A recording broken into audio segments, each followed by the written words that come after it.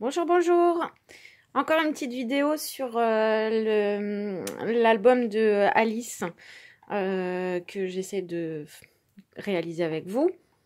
Alors, bon, je n'aurai pas la possibilité de faire un live, mais j'ai besoin d'avancer sur la couverture. Donc aujourd'hui, je vous propose de réaliser cette fameuse couverture. Voilà, qui sera comme ça. Alors, ça, c'était un prototype que j'ai fait.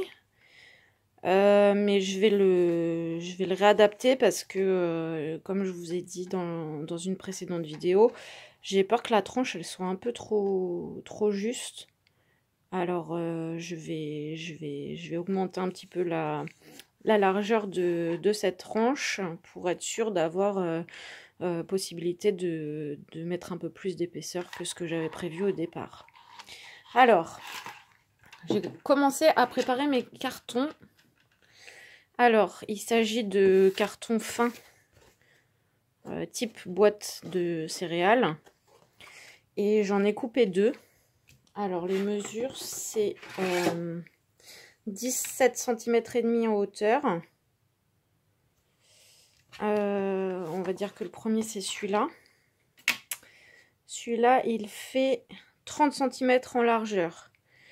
J'ai donc mis des repères là parce que ça va être les repères au niveau de la tranche et là il va falloir rainurer pour avoir cet aspect bombé et pour que l'album soit flexible. Voilà, pas rigide. Voilà. Donc, sur la couverture précédente, j'avais mis 4 cm. Et là, du coup, j'ai rajouté 2 cm. Donc, j'ai fait un repère à 12 cm qui sera la largeur de ma page de couverture. Et donc, à partir de là, j'ai tracé des repères tous les centimètres pendant jusqu'à 6 cm. Et après, donc, nous avons encore 12 cm qui correspondra au dos de la couverture. Comme mon carton n'était pas assez grand pour faire d'une traite cette fameuse couverture, j'ai donc recoupé un second carton de 24 cm, donc toujours 17,5 et 24 cm. Donc là, c'est pareil, à partir de 12 cm qui correspond au fond de la couverture, j'ai marqué 6 repères à chaque centimètre. Donc un repère tous les centimètres jusqu'à 6 cm. Et j'ai laissé une petite marge de 6 cm aussi, qui correspondra au rabat qui se trouve ici. Voilà, donc dans un premier temps, je vais rainurer les repères que j'ai faits. Et après, je vais coller ces deux parties l'une sur l'autre. Voilà, qui correspondront donc, comme j'ai dit tout à l'heure, au fond de la couverture. Et ça, ce sera la première page, et ça, le petit rabat. Voilà.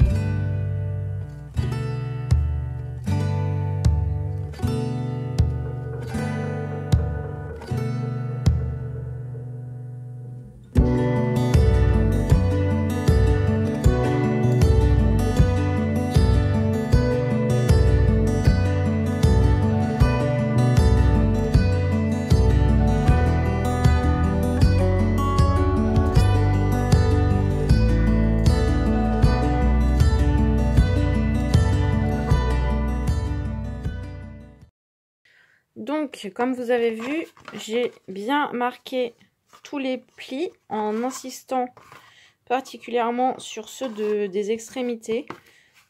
Pourquoi? Parce que c'est là où ça va être le plus mobile.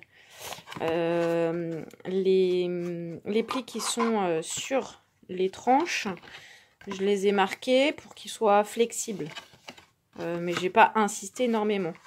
Là, si vous voyez, mon carton, il est bien entaillé. Ça pose pas de problème parce que ça va être recouvert, donc ça ne se verra pas.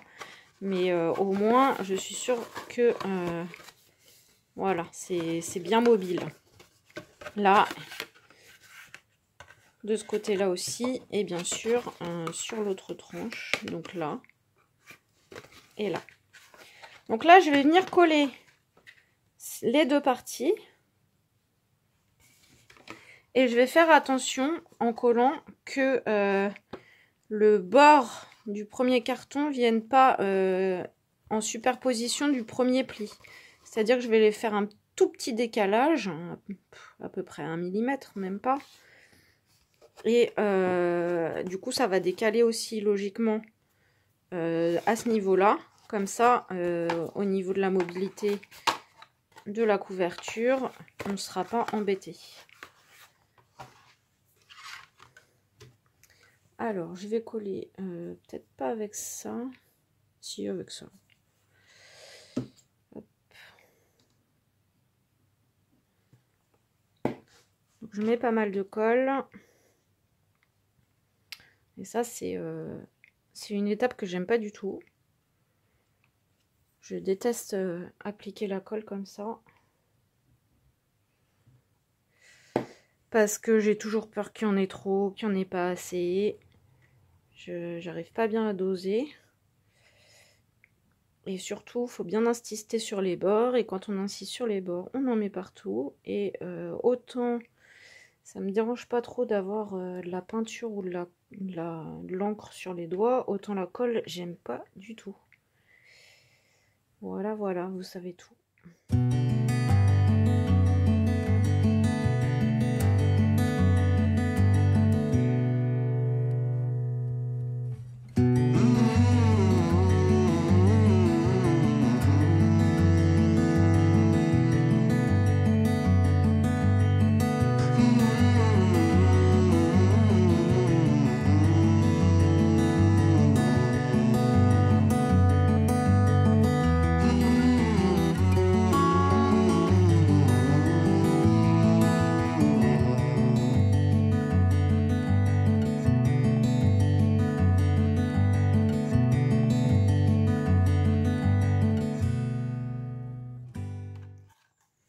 Voilà, ça m'a l'air pas mal du tout.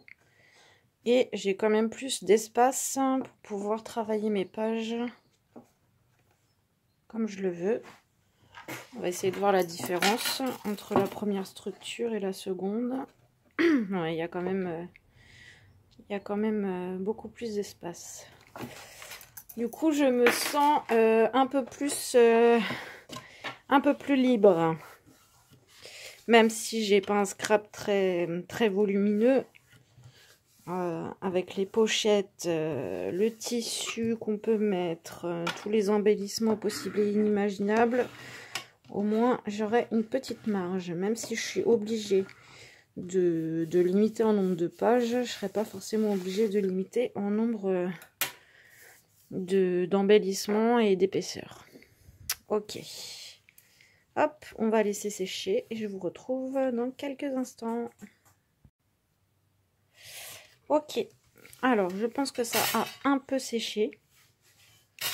Avant de coller le tissu sur les tranches, je vais marquer plusieurs repères. Mes pages, je vais les assembler en petits carnets reliés avec du fil, donc je vais les insérer dans cette tranche-là. Donc je vais noter les repères et faire les trous pour pouvoir après les repositionner correctement une fois le tissu qui sera recouvert derrière. J'aurai encore de quoi me repérer parce qu'une fois qu'on recouvre les deux parties recto verso, les traits sont plus très flagrants, on va dire. Pour prendre les mesures, c'est un petit peu plus compliqué, et enfin pour moi en tout cas. Donc je préfère faire comme ça, déjà marquer mes repères et faire des trous. Hop. Alors, je vais espacer mes carnets d'1 centimètre. Donc, je vais prendre mon premier repère à 1,5 cm du bord de la première rainure. Et après, je vais aller marquer tous les centimètres un repère. Ce qui me fera 4 repères pour mes 4 carnets. Je vais faire la même chose en bas.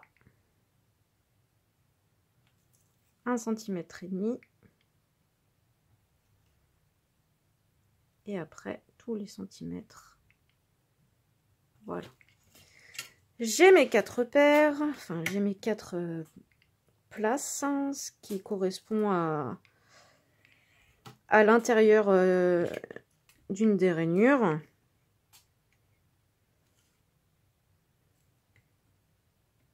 Ça, hop.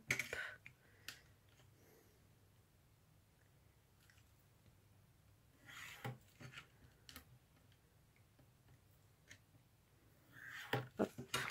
Et là, la couverture pardon, fait 17 cm et demi et les pages font 17 cm.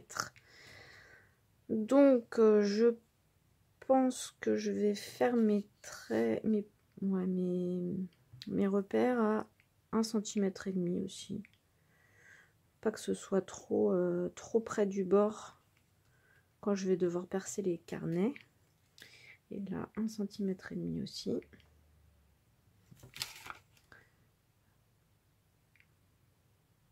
Je trace de l'autre côté.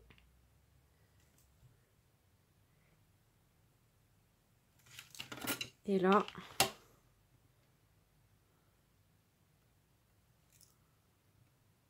tac, 2, 3, 4.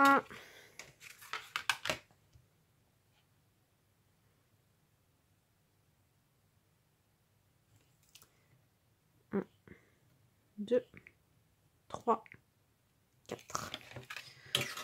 Voilà. Donc là, il me reste plus qu'à percer aux intersections des traits que j'ai fait là.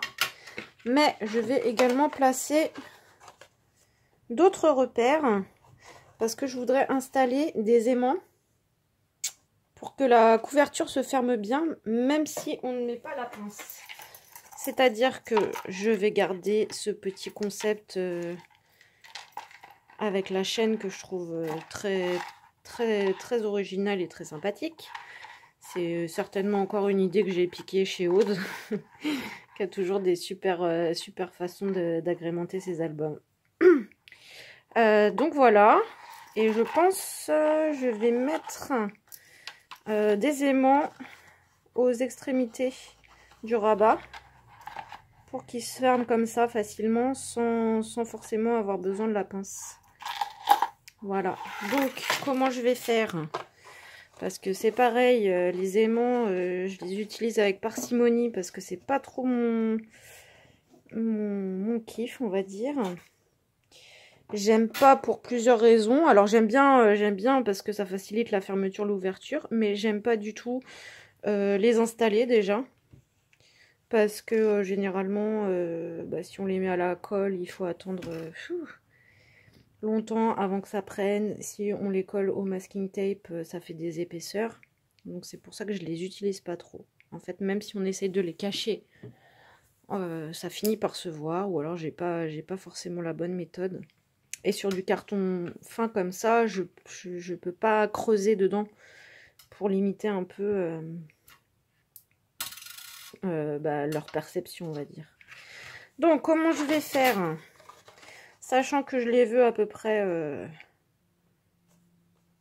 aux extrémités, je vais marquer des repères, on va dire, je sais pas, pour pas trop que ça me gêne au niveau de Je vais faire pareil. Je vais faire 1,5 cm et 1,5 cm. Allez. Tac. Donc là, comme tout à l'heure, je me trace un repère. 17,5 à 16. Hop. Faire pareil là. 1,5. 1,5. Hop. Là, je vais positionner ma règle. Et là, je vais faire un point ici et un point ici. De là, je vais venir aligner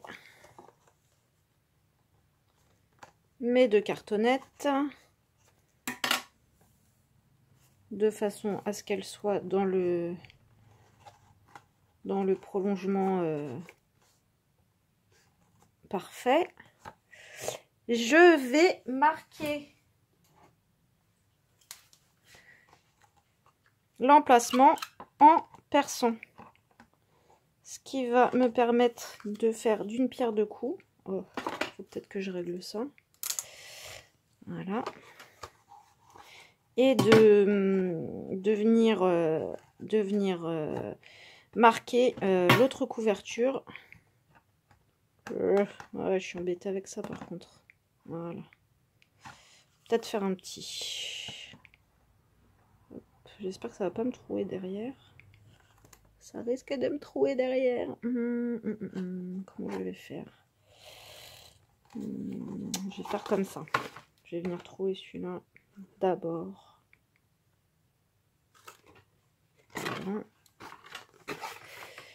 C'est pas forcément évident d'être dans le champ de la caméra. Voilà.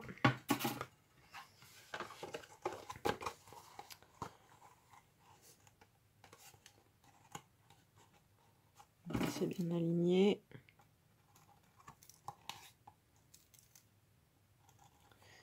Voilà. Donc là, je saurai que l'endroit où j'ai percé,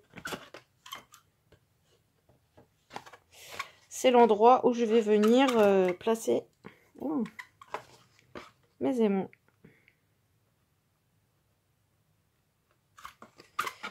Et puisque j'ai la perforatrice dans les mains, je vais faire mes trous sur la tranche.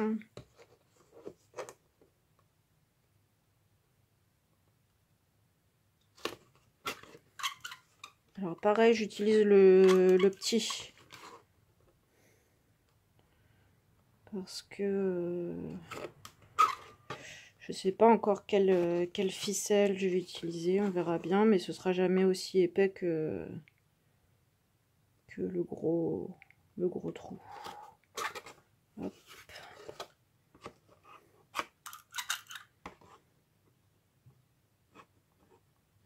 Et... Ouh. Voilà. Et on va faire le dessous.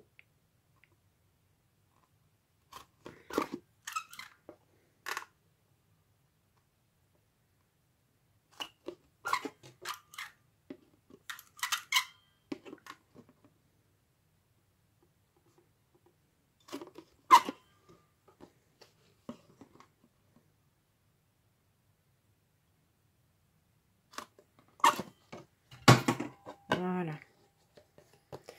Donc on a nos 4 trous ici, nos 4 trous en bas. Les trous qui correspondent à l'endroit où on va mettre les anneaux. Hop. Je vais donc dans un premier temps coller mes anneaux et on passera au collage du tissu sur les tranches. Voilà, j'ai collé mes aimants. Pardon. Je vais maintenant pouvoir coller mes morceaux de tissu. Donc je commence par l'extérieur. Et donc pour ça, j'ai coupé. Alors ça, c'est pour l'intérieur. J'ai donc coupé des morceaux de tissu qui font 8 cm par 20 cm et demi. J'ai coupé avec les ciseaux crantés pour pas avoir de fil qui s'effiloche en fait, pour la suite après, pour pouvoir coller plus facilement le papier par dessus. Donc j'ai laissé 1 cm de chaque côté pour que ça vienne dépasser sur les pages, sur les fonds de la couverture. Et donc il y a environ 1 cm et demi de chaque côté pour pouvoir rabattre le tissu comme ça. Donc il y en a deux à ces dimensions, 8 cm par 20 cm et demi, que je vais venir coller à l'extérieur. Et après je vais coller l'intérieur. Les morceaux que j'ai découpés sont à 8 cm de large également. Et je les ai fait aux dimensions de la couverture, donc 17 cm et demi. Je vais juste rabattre mon tissu en haut et en bas pour avoir une finition intérieure plus nette. Voilà. Dans un premier temps, je vais m'attaquer à la partie extérieure, sachant que je dépasse d'1 cm. Je vais faire un petit repère à 1 cm pour essayer d'être le plus droit possible. Alors je sais que c'est un junk et que on recherche pas spécialement la perfection, mais c'est mon côté maniaque qui ressort là. La couverture, c'est ce qu'on voit en premier dans un album quel qu'il soit, donc j'ai envie que ce soit quand même proprement réalisé. Alors je vais prendre mon petit pinceau et comme tout à l'heure, ce n'est pas une partie que j'adore travailler. Alors, je vais mettre de la colle. Il en faut suffisamment pour que ça colle bien. Et surtout, éviter les bulles d'air une fois sec. Il faut que le tissu adhère bien. Après, c'est pareil, j'ai pas du tout testé ma colle. Quand vous faites ça, pensez à faire un petit test pour voir comment le tissu va réagir avec la colle. Parce que là, je me suis pas méfiée, et ça se trouve, ça va faire des taches. Logiquement, cette colle, je me suis déjà servi pour le tissu, mais pas avec ce tissu-là. Donc, je ne sais pas ce que ça va donner. On va croiser les doigts, et puis s'il y a des petits cafouillages ou des petites cochonneries, on essayera de cacher tout ça d'une certaine façon. On verra.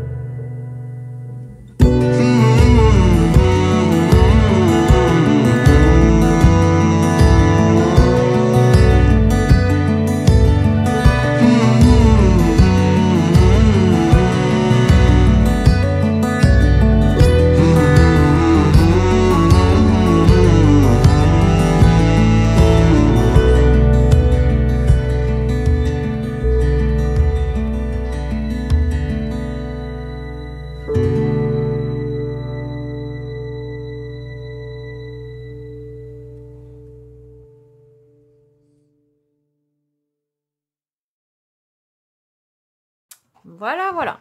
J'ai donc tant bien que mal réussi à coller mon tissu. Je vais attendre que ça sèche un petit peu. Voilà. Pour pouvoir éviter ce genre de choses.